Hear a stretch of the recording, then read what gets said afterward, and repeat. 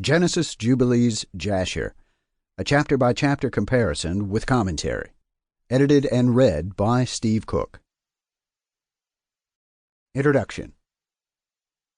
The books of Genesis, Jubilees, and Jasher contain basically the same narrative, with the Genesis account of the Bible ending roughly at Jubilees chapter 46, verse 8, and at Jasher chapter 59, verse 28. However, the latter two books also include several striking deviations from Genesis, which are quite revealing from a biblical standpoint. We believe that hearing them in this type of synchronized format allows for much more clarity in terms of perceiving both subtle and overt differences in the three narratives. It is not only our hope that comparing these three texts in this way will give the listener a new and better grasp of the Genesis narrative, but also give opportunity to come to more informed conclusions about these books' relative places in history.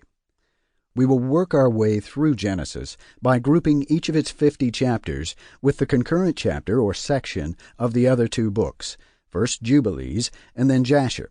For example, Genesis 46 will be followed by Jubilees 45 verses 1 through 4, and then Jasher 55 before we move on to Genesis 47. There is also added commentary before selected sections of the latter two books. Producer's note: in order to further differentiate the commentary, those sections will sound like this. Excerpts from the book of Genesis are taken from the Revised Geneva translation of the Holy Bible, copyright 2020 by 5 Talents Audio. Excerpts from the book of Jubilees are taken from the R.H. Charles 1913 translation, Clarendon Press, which is generally regarded as the definitive modern translation of Jubilees. And excerpts from the book of Jasher are taken from M. Noah's 1839 translation of the Sefer HaYasher, which is widely regarded by scholars as the only authentic extant translation of Jasher. Finally, a free ebook of this recording is also available at 5talentsaudio.com/store/Moses. Once again, the number 5talentsaudio.com/store/Moses. May God richly bless your experience in listening to this book.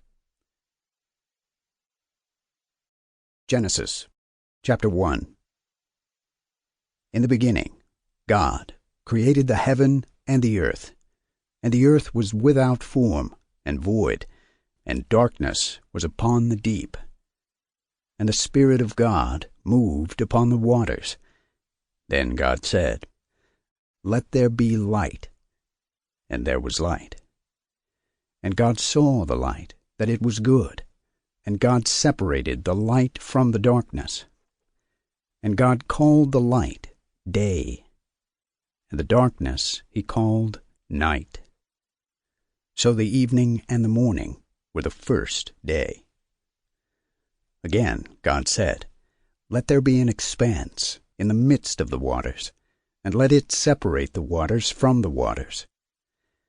Then God made the expanse, and separated the waters which were under the expanse from the waters which were above the expanse, and it was so. And God called the expanse sky. So the evening and the morning were the second day. God said again, "Let the waters under the sky be gathered into one place, and let the dry land appear." And it was so. And God called the dry land earth, and he called the gathering together of the waters seas. And God saw that it was good. Then God said, "Let the earth bring forth vegetation, seed-bearing plants, the fruit-bearing tree, which bears fruit according to its kind, and has its seed in itself upon the earth." And it was so. And the earth brought forth vegetation that bears seed according to its kind, also the fruit-bearing tree that has its seed in itself according to its kind. And God saw that it was good. So the evening and the morning were the third day. And God said, "Let there be lights in the expanse of the sky, to separate the day from the night, and let them be for signs, and for seasons, and for days and years." Sample complete. Ready to continue?